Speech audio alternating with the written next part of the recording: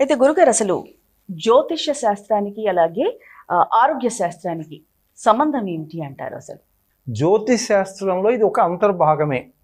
కానీ సమస్య ఎక్కడ వస్తుందంటే, జ్యోతిష్ శాస్త్రంలో ఏ గ్రహమైనా సరే ఒక భౌతికమైనటువంటిది ఇంకొక అభౌతికమైనటువంటివి రెండిట్లో ఒకటే ఇవ్వగలుగుతుంది. ఇక్కడ భౌతికం అభౌతికం అంటే ఏంటి? సంపద, ఇది భౌతికం. ఒక ఉద్యోగం, అది అభౌతికం. ఈ రెండిట్లో ఏ గ్రహమైనా ఒకటే అనుగ్రహిస్తుంది మనిషిని.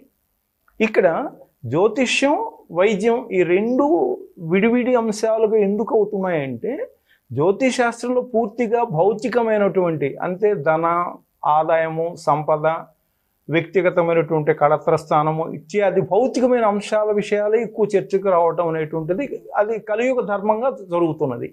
కానీ ఆరోగ్యం లేకుండా మనిషి జీవితంలో ఏది సాధించలేడు.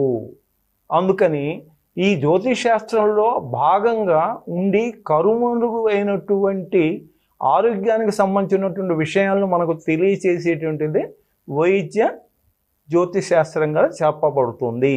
అంటే ఇక్కడ ఒక చిన్న విషయం, మనకు బుధుడు, బుధగ్రహం అంటాం. బుధగ్రహం అనేవాడు బుద్ధినిస్తాడు అని మాత్రమే మీకు వైద్య జ్యోతిష్ శాస్త్రంలో చెప్పబడుతుంది. కానీ వైద్య జ్యోతిష్ శాస్త్రానికి వచ్చేటప్పటికి ఈ బుధుడు అనేటువంటి వాడు మిథునము, కన్య అనేటువంటి రెండు వాత సంబంధమైనటువంటి రాసులకు అధిష్టాన దేవత. అలాగే మూడు దోష గుణాలైనటువంటి వాత, పిత్త, కఫ ఈ మూడు గుణాల ఆధిపత్యం కూడా బుధుడు కలిగి ఉంటాడు.